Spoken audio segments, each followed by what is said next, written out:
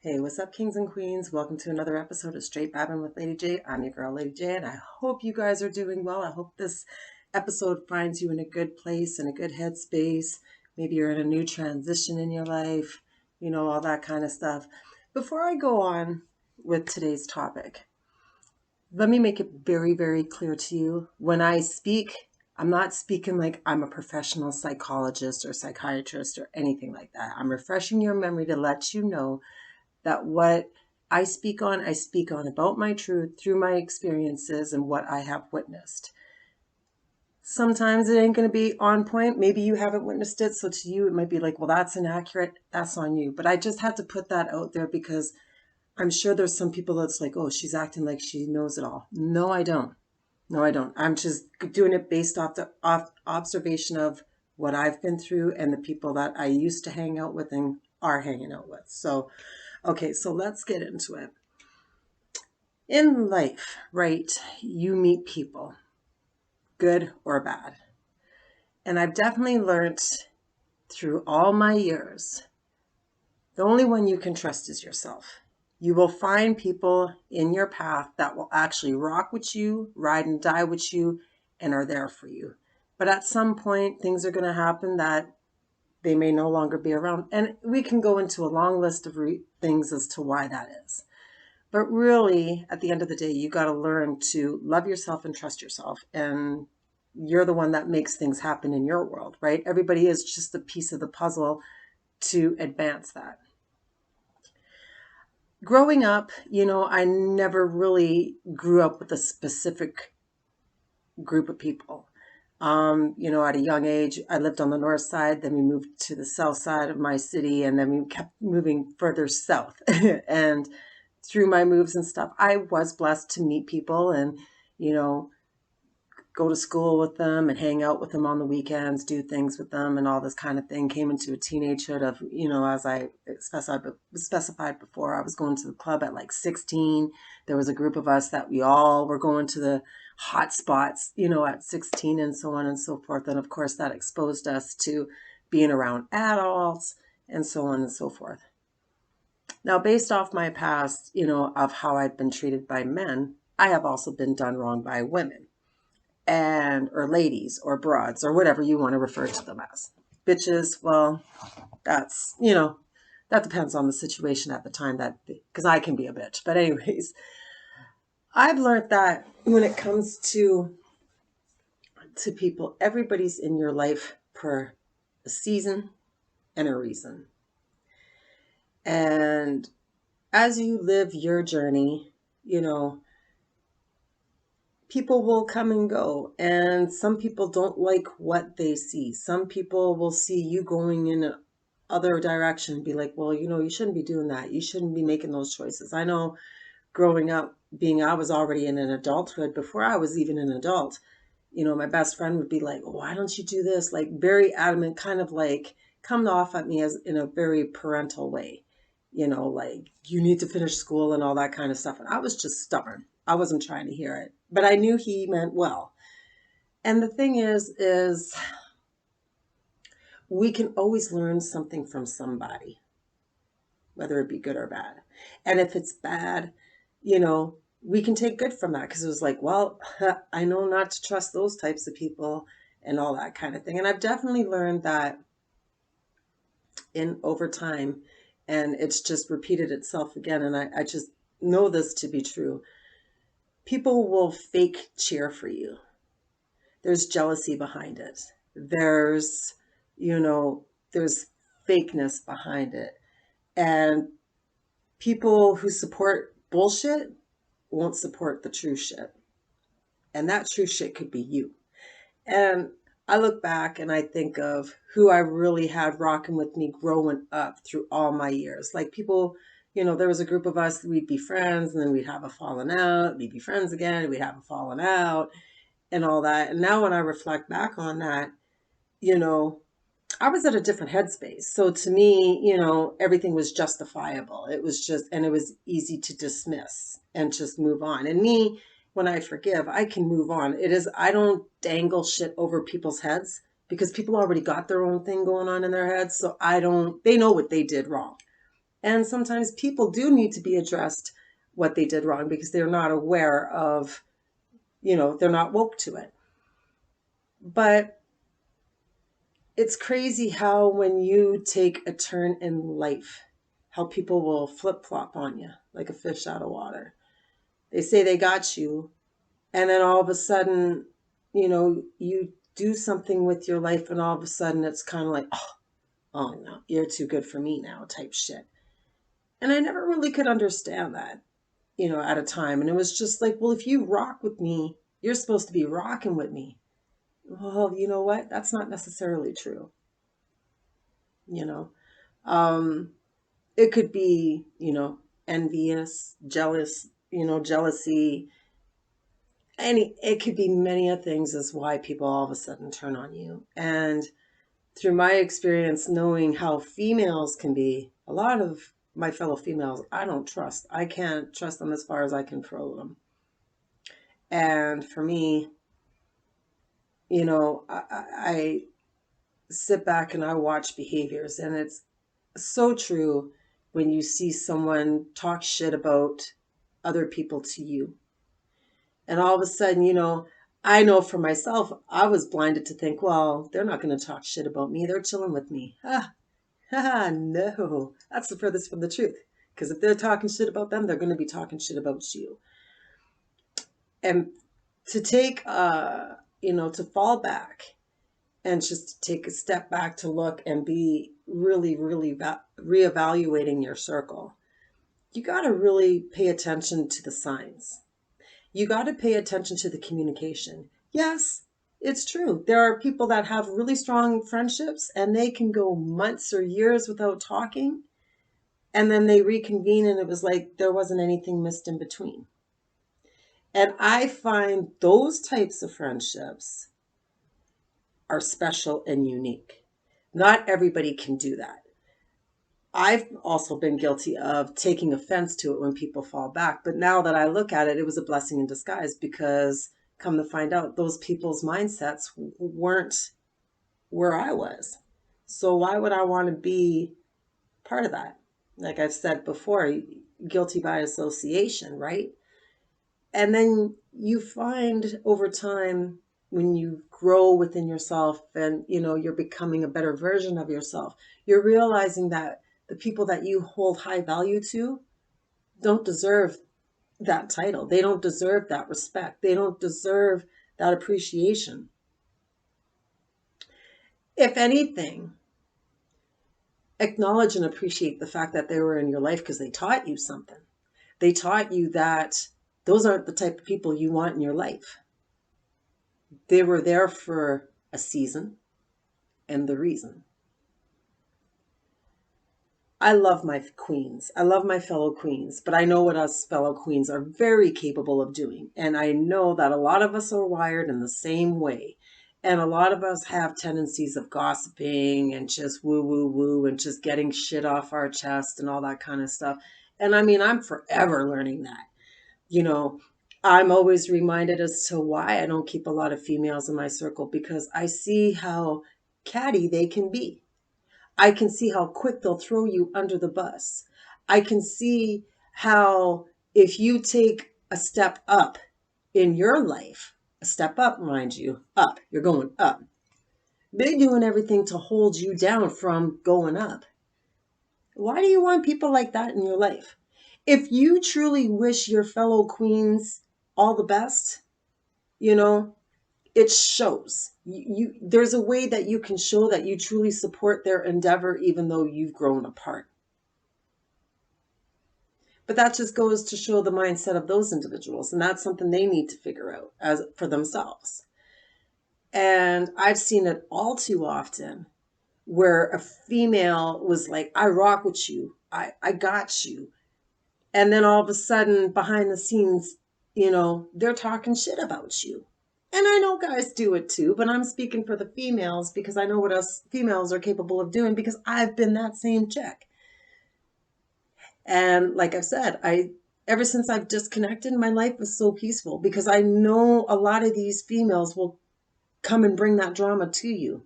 I've had it as in recent months, like earlier in the year, and it just be like, yo. And I mean, I did it too. I would call and be like, yo, I got something to say. And it was like, but what did that really do? I was part of that. What do they say? Birds of a feather flock together, you know? And it's funny how people will be like, oh, I got your back. I got your back. And then you try to reach out to them, and all of a sudden, you can tell the communication between you two isn't the same. And, to the one that has changed for the better, it shouldn't even bother you. Really, that should just be an eye opener to be like, time to move on to the next chapter. Because not everybody's going to come with you to your next chapter. They're part of that journey, but they don't need to be part of the whole entire journey. And why we do it, it's because I think, based off my analysis, it's a hater move. It's like, oh, okay, well look at them. They've got stuff going on. Well, let me see if I can get more attention by talking shit about them. And unfortunately, in this world, it seems negativity gets more pump up than good shit. If you look at posts and stuff like that, gossipy, negative shit will be handed around and circulated more than positive shit. Isn't that crazy how that works? Not saying it doesn't get noticed, the positive stuff, the good stuff. Of course it do, but not at the capacity of the friggin' toxic negative shit. And I've seen it all too often, and I still see it, it's kind of disturbing when you think about it. Because we're all supposed to be kings and queens. We're all supposed to uplift each other and encourage each other and learn off each other. But based off of our breeding grounds, our environment, we don't know how to do this. And some people just are comfortable with who they are, and that's how they stay. It doesn't matter if you're 20, 50, 75, So it's a mental state. It's a wokeness within yourself to realize that you have certain toxic behaviors or toxic traits that you carry with you. You're a product of that environment if you're associating with them. And a lot of them be like, no, no, no, I'm not like that. No, I'm not like that. And then you kind of low key just sit back and watch them. They're going to show that true color. That true color is going to surface. No matter how hard you try to mask that shit, it's going to surface. Don't think you're slick. Because you think you're smart, best believe there's someone who's smarter than you and catches your dirtiness before anybody else. And it seems, and especially now more, you're hearing a lot more about vibes and energy. We talk about vibes and energy. Well, if you do research, everything gives off vibes. Everything gives off some type of energy. When things are quiet and peaceful in a room and someone's really disturbed and negative and they come into the room, you feel it. You feel it in the air. I don't know how many of you know this, and I mean, I've seen a lot of it in several months. It's just like putting water in the freezer. And if you talk gently to one, the way it freezes is going to be different than how you talk abrasively, aggressively, and all that to the other one. Science. The science, it proves it to be true. And even in all these months that we've really been forced with technology, it's hard for some people, it's hard to differentiate the vibes through texts. But if you're very intuitive and know what the fuck is going on, you can read between the lines, you can pick up the shit. And yes, it's easy for us to misconstrue when somebody says something. We can take it out of one context when they actually mean it somewhere else. But again, intuition, and if you know what the hell's going on, you'll see through that shit. Or if you're, are kind of on question of it, then you would be like, okay, so are you meaning this when you say that? Or are you meaning this? You go to get clarification and verification on what you've heard or what you think or what you feel. And of course, when you communicate that, if you notice you communicate it, there's kind of a diffusing there, right? Because it's like, oh, okay. And then you'll kind of see the tension, depending on the situation, of course, you'll see the tension relax. And it gets me to my core now more than ever when people, I was just saying this the other day. We used to say, you ain't got to lie to kick it. And I haven't heard that term in a while, but why do people lie to gotta kick it? If you like a person and there's a group of people that don't like that person, why do you gotta be fake and fraudulent to the one person that you really like and be like, no, I don't associate with those folks, or da da da da da. You paint this picture of how you communicate with that group of people, and then when you're with that group of people, you switch it up and talk shit about the other person. Why? Are you not comfortable with yourself? Are you too people pleasing that you feel you got to play both sides of the fence? Well, then you're not being true about yourself. You're accommodating to the crowd. You're not being yourself. You're just not being what you're supposed to be. You're being what everybody else wants you to be. Everybody wants you to talk shit about that person. Well, you'll be, just to be accepted, you'll be part of that group and engage in that type of activity. That's why I like being solo dolo, baby, because I don't have to babysit nobody. I don't have to have anybody coming in my ear talking some shit about what somebody else said or whatever. I mean, sometimes I'm not even looking for shit, and all of a sudden someone will just come to me and say some shit out of the blue, and I haven't talked to this person in X amount of time or whatever, and I'm like, really? You on that shit? Well, whatever. And I just keep it moving because I just don't let it affect me. So really pay attention to the people that you surround yourself with.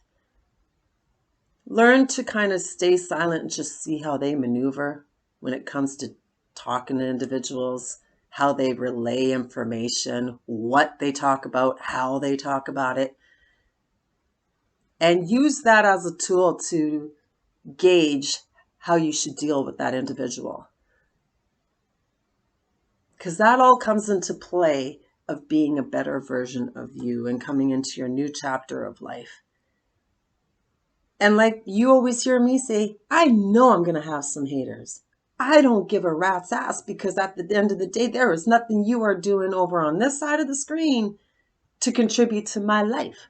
So why would I let it affect me? Why would I lose sleep over it? Why would, as we hear all the time now, why would I let that live rent free in my head? It doesn't serve me purpose, so get the hell rid of it. Plain and simple. But you, as an individual, have to come to terms to know that you are going to have people that are not going to agree with how you look, what you say, how you say it, what you believe in, all that shit. You're always going to get some kind of resistance. You're always going to get some kind of rebuttal. It's how you, what do I always say? Manage it, right? So take time for yourself to really analyze your environment and the people you associate with and how they associate with others, because that will be a pure reflection of how they deal with you. It doesn't, and a lot of people misconstrue what ride and die is in friendships now. It's too lucid. It's just too ride and die, but they're still there talking shit about you. Well, ride and dies don't talk shit about you. They rock with you on a solid. And if someone is talking shit about you, they'll be like, yo, how dare you? Don't talk that shit. Or they, disassociate themselves with them. So I just had to speak on that because it is a common thing of this going on with people backstabbing and people being fake and fraudulent just to maintain a friendship or situationship, because friendships don't do the toxic shit. We can learn off each other. So change it up for yourselves and then have a ripple effect within your community, whether your community is your family, a certain group of people, in the place you live, culture, whatever.